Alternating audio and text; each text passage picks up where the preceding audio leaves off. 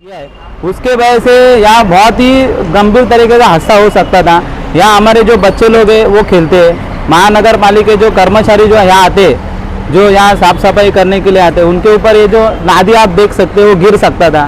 बहुत जीवित हानि यहाँ अधिकारी है, जो अभियंता है, जो प्रशासन है, जो आयुक्त है, इन्होंने इसके सखोल चौकसी करनी चाहिए, ऐसा मुझे लगता है।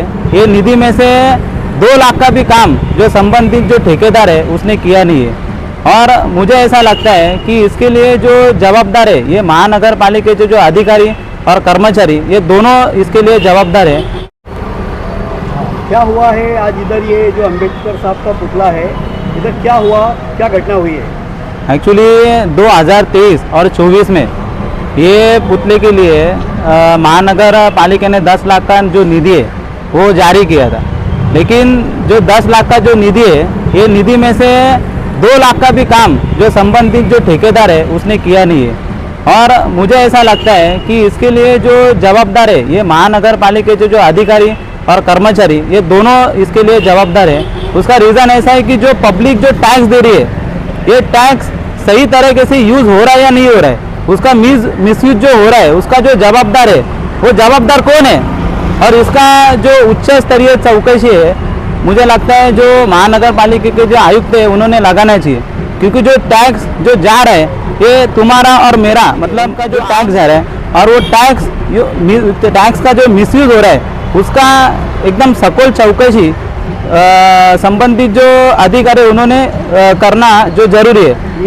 ये जो घटना हुई है इसमें ऐसा भी हो सकता था, इधर छोटे बच्चे भी हम लोग देखे आते हैं, उनके ऊपर भी गिर सकता था, कोई बड़ा हादसा भी हो सकता था। हाँ, इसके लिए आप किसको जिम्मेदार समझते हैं? उसके लिए देखो, पहली बात, यहाँ जो पुतला जो है वो विश्व वंदनीय डॉक्टर बाबा साहब अम्बेडकर इनका पुतला है, और जो आज जो परिणाम उसका जो हुआ है, मतलब जो आज जो निकृष्ट दर्जे का जो काम जो संबंधित जो अधिकारी और जो ठेकेदार उन्होंने जो किया है, उसके वजह से यहाँ बहुत ही गंभीर तरीके का हादसा हो सकता था।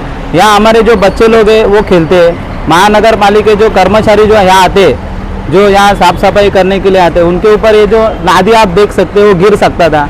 बहुत जीवित हानि यहाँ हो सकता है। अगर किसी छोटे बच्चे के ऊपर ये अगर लादी गिर जाता था तो उसका गंभीर तरीके उसको इंजरी हो सकता था, ऐसा हादसा यहाँ हो सकता था। लेकिन आज जो इसका जो जिम्मेदार जो है वो जिम्मेदार जो संबंधित जो अधिकारी है, जो अभियंता है, जो प्रशासन है, जो आयुक्त है, इन्होंने इसके सखोल चौकसी करनी चाहिए, ऐसा मुझे लगता है। आपने क्या कभी लेखी शिकायत कभी आयुक्त साहब को या प्रशासन को दिया है?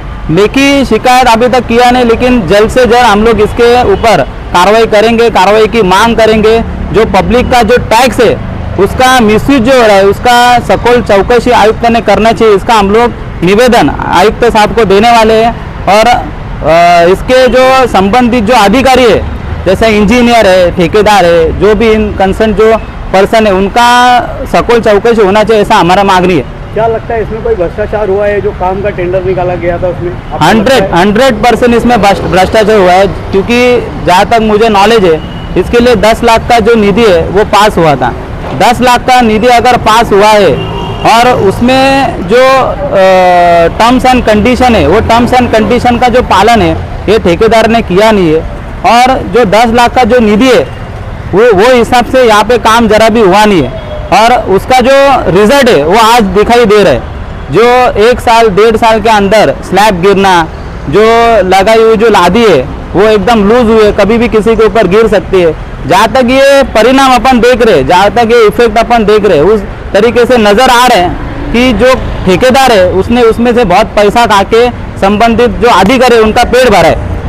अब मनपा प्रशासन से आयुक्त साहब से क्या मांग करेंगे? उनसे ये मांगना है कि जो संबंधित ठेकेदार है उसको ब्लैक लिस्ट में डाला जाए, और जो अधिकारी है उनके ऊपर सखोल कार्रवाई और चौकसी, उच्च स्तरीय चौकसी उनकी होनी चाहिए, ऐसा हमारी मांगनी है। जल्द से जल्द इसकी मरम्मत, हाँ, जल्द से जल्द इसका मरम्मत के लिए फिर से निधि पास करके फिर से जो काम है वो होना चाहिए, अच्छी तरीके से होना चाहिए, हमारी मांगनी है।